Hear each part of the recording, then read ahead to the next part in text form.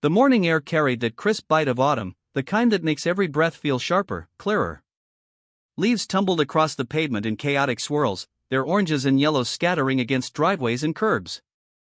It should have been a peaceful start to the day, quiet streets, a sky painted in pale dawn, the hum of sprinklers in the distance. But peace wasn't part of life on Maplewood Lane. Not when Karen Whitmore lived across the street. I spotted it before I even made it down the driveway. My trash can, once upright and neatly aligned with the curb the night before, was sprawled on its side like a toppled soldier. Garbage had spilled out, a banana peel half smeared across the asphalt, yesterday's coffee grounds clumping in ugly black mounds. The can itself bore new scratches, jagged scars on its plastic frame from the fall. I sighed, rubbing the bridge of my nose. Third week in a row. At first, I'd blamed the wind. Then raccoons. But wind didn't carry the stench of smugness, and raccoons didn't wear pearl earrings. Because standing across the street, in her neatly pressed cardigan and khaki slacks, was Karen Whitmore, the self-anointed queen of the Homeowners Association. Her clipboard was tucked under her arm like a sheriff's badge, her gaze sharp enough to slice through brick. She was already waiting for me. "Trashcan placement, Mr. Johnson," she called, her voice echoing far too loud for 7:30 in the morning. "Page 12, subsection B of the bylaws. Yours is 3 inches past the curb. An obstruction." I set my jaw, stooping to collect the spilled bags. "Funny, Karen, I don't remember the bylaws covering randomly shoving over your neighbor's can." Her lips curled upward, not in kindness, but in that smug little half-smile she wore whenever she knew she was twisting the knife. "Maybe if you invested in a sturdier model, it wouldn't keep tipping." I paused, looking straight at her. "Or maybe if you stopped knocking it over, it wouldn't be an issue." Her eyes glinted. She didn't deny it. That was the worst part. She stood there, basking in the accusation like it was sunlight. Then she clicked her tongue. "Rules are rules, Mr. Johnson. And if you can't follow them, maybe this neighborhood isn't for you." My fists tightened around the trash bag in my hand. I wanted to shout, to march across the street and tell her exactly what I thought of her petty crusade. But the neighbors' blinds twitched. People were watching. And that was exactly what Karen wanted, a public outburst, proof she could file away on her clipboard. So instead, I said nothing. I gathered the trash, righted the can, and dragged it back up my driveway. But inside, a storm was brewing. That night, after the world had gone quiet, I sat in my living room staring at the shadow of the trash can under the street lamp. I could still hear Karen's voice in my head, sharp, smug, certain of her power. Enough was enough. I wasn't just some pushover neighbor she could bully into submission. If Karen wanted to play games, I was going to play smarter. I opened my laptop and began searching. At first, it was simple stuff: weighted bases, wind-resistant models, lockable lids. Practical solutions, the kind a reasonable man might consider. But I wasn't in the mood for reasonable. I wasn't just trying to solve the problem. I wanted to end it. That's when I stumbled across an old engineering forum, buried deep in the internet. A thread titled "Prank Traps for Persistent Pests." I scrolled past mousetrap rigs, motion sprinklers, and paintball setups until one design caught my eye: a counterweight, pressure-triggered system hidden inside an ordinary trash can. The concept was simple. If someone tried to tip the can, the balance would snap back with violent force, hurling whatever was inside outward. Not enough to hurt anyone, but enough to make sure they regretted trying. A trash can booby trap. My lips curled into a grin. This was it. The next 2 weeks, my garage became a workshop. Sawdust clung to the air, tools clanged against concrete, and the hum of my old workbench lamp kept me company late into the night. I gutted an old industrial trash can, reinforced the base with steel plates, and rigged a spring mechanism tied to a pressure release. Every detail mattered: the angle, the weight, the force. It had to look ordinary. Innocent. But beneath the surface, it would be waiting.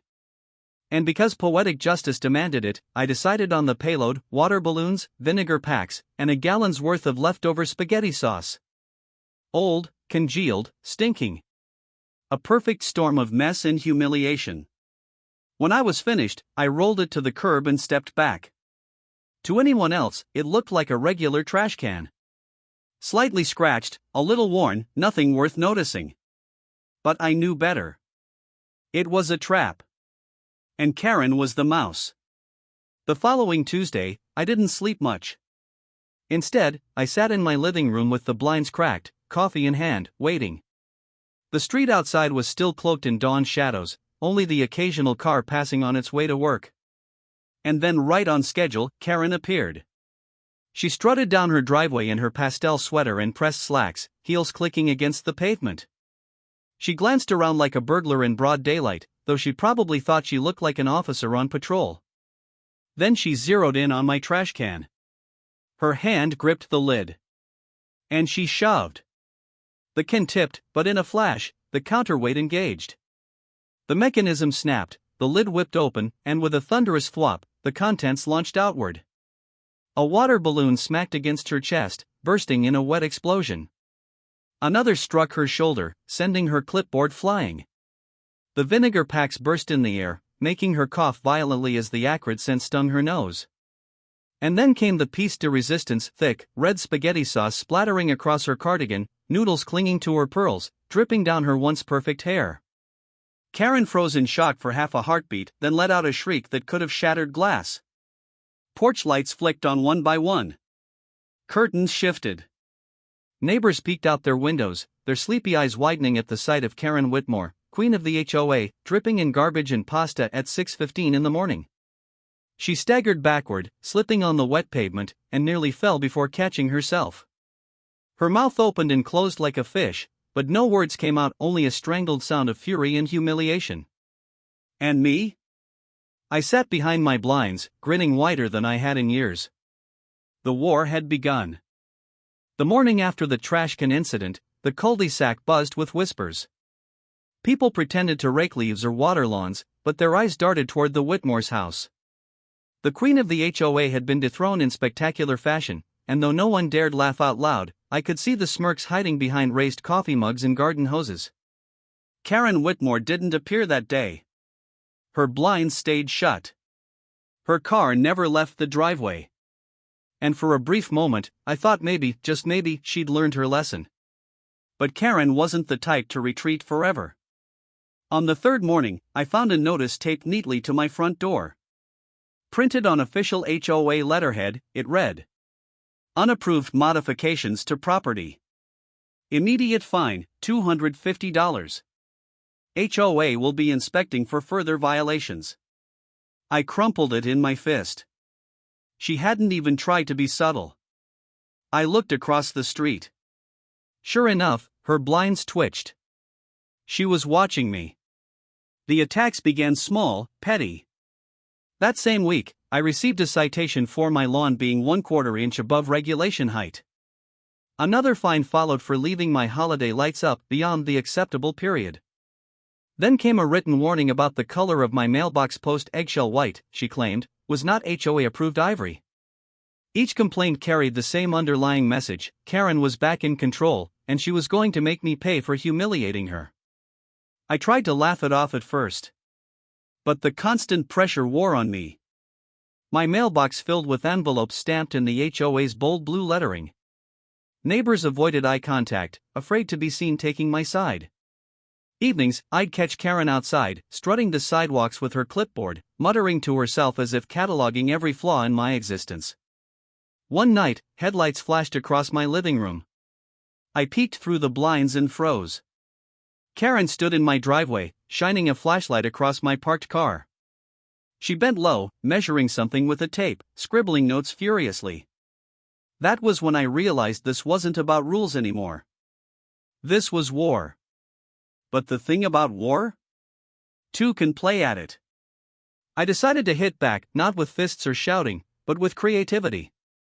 If Karen wanted to live in her little kingdom of rules, I would turn those rules into weapons against her. The first strike was simple. One Saturday morning, I studied the HOA bylaws. Buried in fine print, I found it, Section 4.3, Subsection D, seasonal decorations may remain in place no longer than 14 consecutive days. Karen's front porch still flaunted her 4th of July bunting. It was September. I snapped a photo. Printed it. Filed it directly with the HOA board. By Tuesday, she had a warning letter nailed to her door. Her face when she saw it? Priceless. Of course, she retaliated. The very next week, a bright orange violation sticker appeared on my garage door. According to Karen, my recycling bin had been visible from the street outside approved collection hours. I peeled the sticker off, seething. This back and forth carried on for weeks. She'd cite me for the tiniest infractions: shadows on my lawn, cracks in the sidewalk, even the unsightly angle of my garden hose. In return, I studied her property like a hawk. Loose shingles? Reported. A faded patch of paint on her shutters? Documented. Her husband's truck parked with the bumper edging onto the sidewalk? Complaint filed. The neighborhood turned into a chessboard, and every move was another attempt to corner the queen. But Karen had something I didn't: the HOA board. She'd been running it for years, her influence woven into every vote. While my complaints earned her mild warnings, her complaints brought me fines. Real money. I started to feel the squeeze. One night, as I sat in the garage staring at the growing stack of fines, anger gnawed at me. My booby-trapped trash can had been a victory, but it hadn't ended the war. It had escalated it. I needed something bigger. Something decisive. So I started planning again. This time, not just a prank. A strategy. The breakthrough came from an unexpected place: my neighbor, Henry McAllister. Henry was an old war vet, gruff but kind, with a lawn so immaculate it could have been a golf course. One evening, as we both dragged our bins to the curb, he muttered, "Heard about the trash can thing?" Damn funny, if you ask me. I raised an eyebrow. Careful, Henry. She'll come for you next if she hears that. He chuckled. Son, she already tried. Claimed my flagpole was 2 inches too tall. I told her I fought for that flag, and if she wanted to take it down, she could try it herself. He spat in the grass. She didn't. I grinned. For the first time, I realized I wasn't alone. Others hated her too, they were just too scared to show it. That night, I started talking quietly with other neighbors. Slipping comments, testing the waters. And slowly, cracks appeared in Karen's empire. People were tired. Tired of the fines, the nitpicking, the constant surveillance. They wanted change. But fear kept them silent. Which meant I had to be the one to make the next move. The next HOA meeting arrived on a cool October evening. Folding chairs filled the community center, the air buzzing with polite chatter. Karen stood at the front, clipboard in hand, her cardigan immaculate, her pearls gleaming under the fluorescent lights. She began droning through the agenda of lawn violations, parking citations, noise complaints. Every other sentence carried my name. She smirked each time, enjoying the public shaming. I sat quietly in the back, waiting. Then, as she reached the final item, I stood. My voice cut through the murmur of the crowd. Madam Chairwoman, I'd like to raise a concern. Karen blinked, surprised but still smug. This isn't the time for. It's about your property, I interrupted, holding up a folder thick with photos.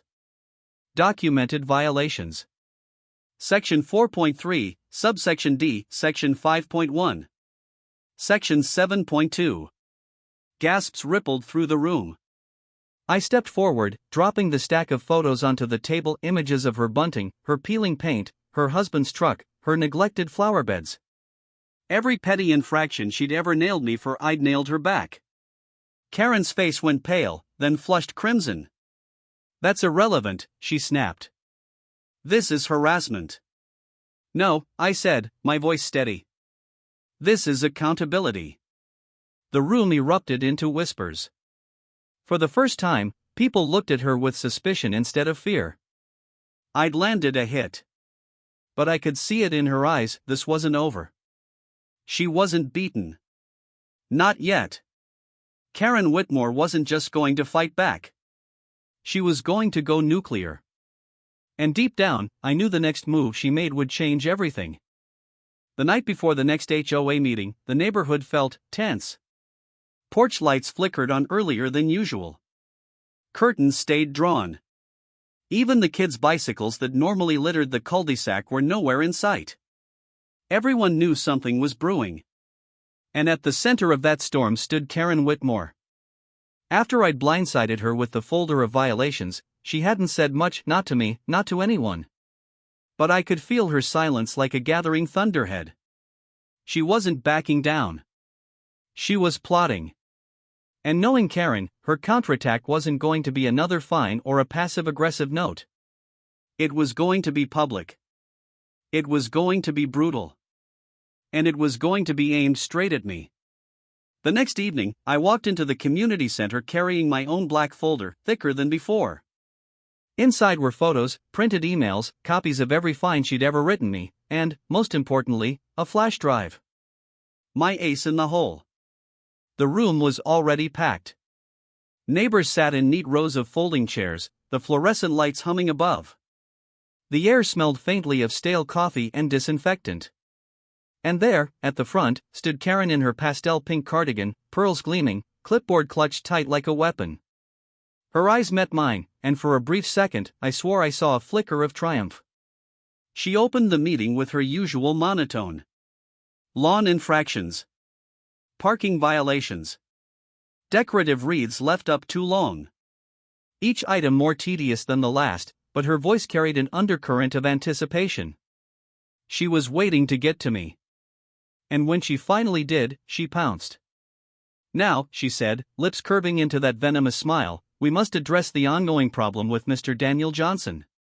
Repeated violations, unapproved property modifications, and behavior unbecoming of this neighborhood. Murmurs rippled through the crowd. Some neighbors glanced at me with sympathy, others with nervous curiosity. Karen flipped a page on her clipboard with theatrical flair. Just last week, Mr. Johnson installed an unsanctioned device on his trash receptacle.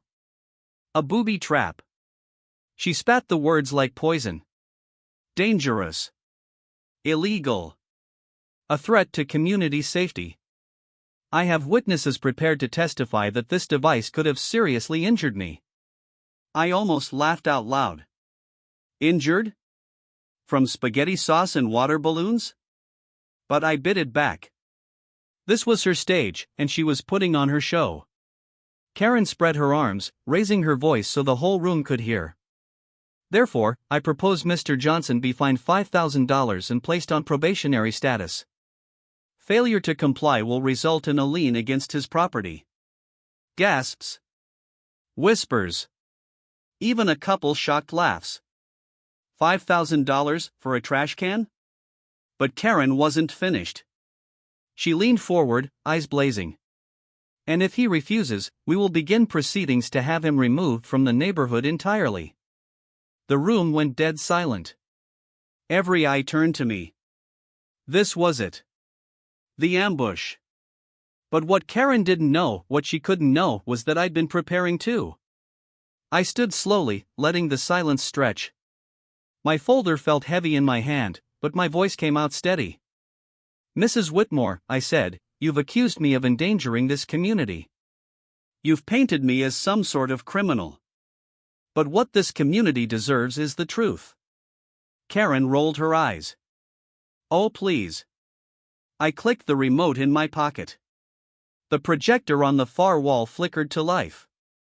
And there, in grainy but undeniable footage, appeared Karen herself, caught on camera at dawn, strutting across the street, smirking as she reached for my trash can. The trap sprang, spaghetti sauce exploding, water balloons bursting. The room erupted in laughter, gasps, even applause. Karen's face drained of color. That video is doctored. Not doctored, I said firmly. Recorded on a motion-activated security camera. Here's the raw file, timestamped. I held up the flash drive. Would anyone here like a copy? Hands shot up. Karen stammered, her composure cracking. This is irrelevant, this is harassment. No, I cut her off, my voice rising. This is proof. Proof that you've been targeting me. Proof that you've been abusing your position on this board to bully neighbors, falsify violations, and weaponize the bylaws for your personal vendettas. I opened my folder and began laying out photos across the table at the front, her faded paint, her 4th of July bunting still hanging in September, her husband's truck blocking the sidewalk, the weeds creeping through her flower beds. Every single rule you find me for, you've broken yourself. I turned to face the crowd. And she's been counting on all of you being too afraid to speak up. Well, I'm done being afraid. The neighbors murmured louder now. Some nodded. Henry McAllister stood up from the back, his voice booming. He's right. She fined me for my flagpole. Fined the Petersons for their swing set. We've all been paying into her little fiefdom. Others chimed in, grievances pouring out like floodgates finally opened. Karen's face twisted, her grip on the clipboard white-knuckled, but the tide had turned. The head of the HOA board, a quiet man named Robert Ellis, finally raised his hand. The room hushed.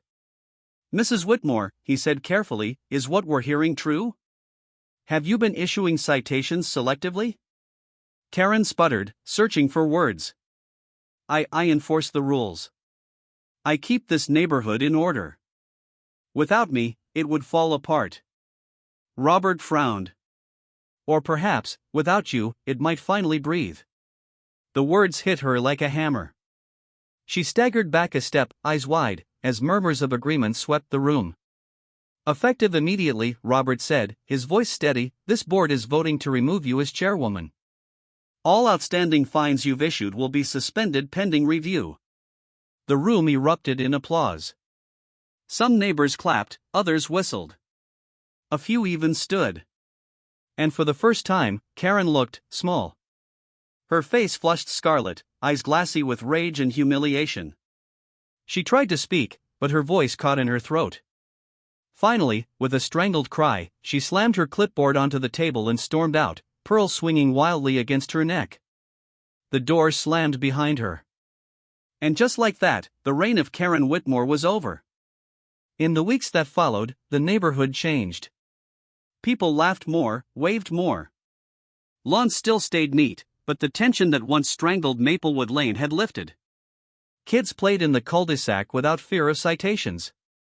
Decorations lingered a little longer after holidays. As for Karen, word spread she'd put her house up for sale. Whether she left out of shame or fury, no one knew. But the blinds across the street stayed closed, and eventually, a moving truck pulled up and carried her empire away. One evening, as I rolled my trash can back from the curb upright, unbothered, I caught Henry grinning across his lawn. "Guess you won the war, Johnson," he said.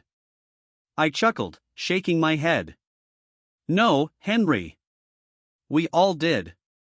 The maple trees swayed gently overhead, golden leaves fluttering down like confetti. For the first time in months, Maplewood Lane felt like home again. And as I set the trash can against my garage, I gave it a small pat. Karen never saw it coming back.